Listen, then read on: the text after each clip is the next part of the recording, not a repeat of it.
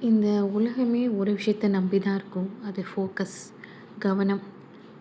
ஒரு விஷயத்த நம்ம கவனமா செய்யும்போது, ரொம்ப சக்ஸஸ்ஃபுல்லா அந்த ரிசல்ட் இருக்கும்.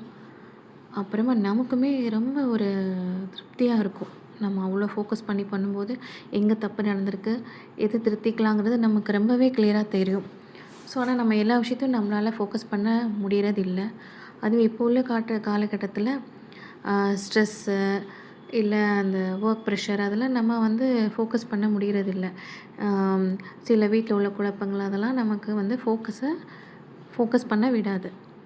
ஸோ, ஆனா அந்த ஃபோக்கஸ் எவ்வளோ பவர்ஃபுல்லான விஷயம் அப்டின்னா, ஒரு சூரிய ஒளி வந்து சிதறி கிடக்கும்போது சூட்டை தராது. எந்தவித ஹீட்டும் அது ப்ரொடியூஸ் பண்ணாது.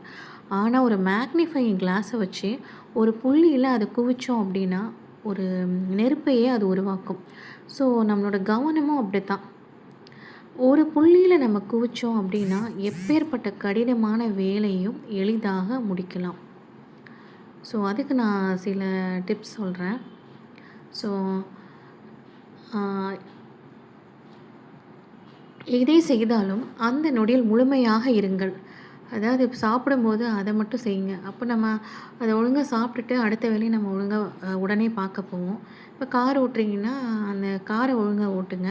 ஒரு நம்ம ஒர்க் பண்ற பிளேஸ்ல அப்ப என்ன ஒர்க் இருக்கோ அதில கான்சன்ட்ரேட் பண்ணுங்க.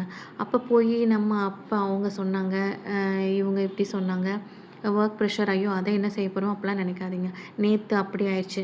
இத இத முடிக்காட்டி நாளைக்கு இப்படி ஆயிருமோ, அத நினைக்கவே நினைக்காதீங்க. ஏன்னா நம்ம அத மாத்த போறது இல்ல.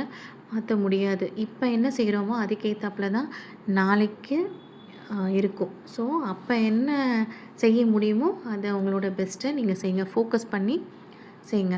அப்புறம் ஒரு நேரத்தில ஒரு விஷயம் சிங்கிள் பாயிண்டட்னஸ். மனம் வந்து அலைப்பாய்ந்து கொண்டே தான் இருக்கும். ஆனா, பல வேலைகளை ஒரே நேரத்தில் செய்வது கவனத்தை சிதறடிக்கும். ஸோ, ஒரு வேலை தொடங்கினால் அதை முடிக்கும் வரை வேறெந்த எண்ணத்திற்கும் இடம் கொடுக்காதீர்கள். இது உங்கள் மனதின் சக்தியை ஒருமுகப்படுத்தி வேலை விரைவாக, தரமாக முடிக்க உதவும். அதாவது ஒரு செய்யும்போது ஒரு வேளை நம்ம பண்றது வந்து தோல்விய குடுக்கலாம். பட் நீங்க அதெல்லாம் கண்டுக்காதீங்க. நீங்க முயற்சி செய்றீங்க. நமக்கு இப்ப என்னோட பெஸ்ட்ட நான் குடுக்கணும்னா, நான் அந்த டைம்ல அத நான் ஃபோக்கஸ் பண்ணணும் அவ்வளோதான். அப்ப என்ன உங்களால முடியுமோ அத ஃபோக்கஸ் பண்ணி பண்ணுங்க. ஸோ, அடுத்த இது வந்து தியானம். தியானம் வந்து முறையா ஒரு ட்ரெய்னர்ட்ட போய் இந்த மூச்சு பயிற்சிலாம் கத்துக்கோங்க.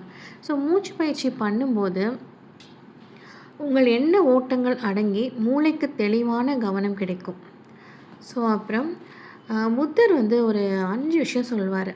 நம்ம கவனத்த குலைக்கிற 5 விஷயம் என்னன்னா, ஆசை, கோபம், சோம்பல், பதற்றம் மற்றும் சந்தேகம்.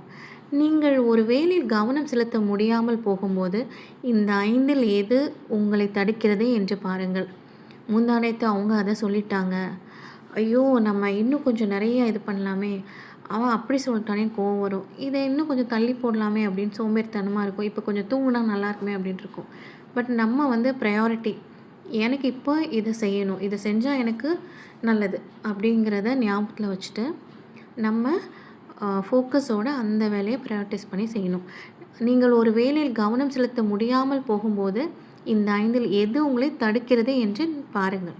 அதை அடையாளம் கண்டாலே அதன் சக்தி குறைந்துவிடும். தடையை நீக்கினால் கவனம் தானாகவே வரும். ஸோ, அப்புறம் ஒரு வீணைய மீட்கும்போது அந்த கம்பி வந்து தளர்வாகவும் இருக்கக்கூடாது, இறுக்கமாகவும் இருக்கக்கூடாது. அப்பந்தான் அதில இசை வந்து பிறக்கும்.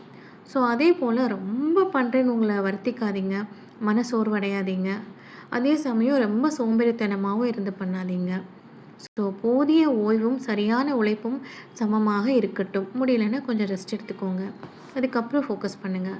ஸோ, மன அழுத்தம் இல்லாத தெளிவான கவனம் உங்களுக்கு கிடைக்கும் இந்த மாரி பண்ணும்போது.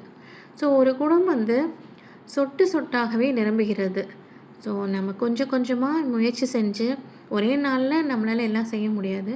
கொஞ்சம் கொஞ்சமா முயற்சி செஞ்சு, அ சின்ன சின்ன மாற்றங்கள் செய்யும்போது, அது பின்னால ஒரு பெரிய மாற்றத்தை தரும். சரிங்களா?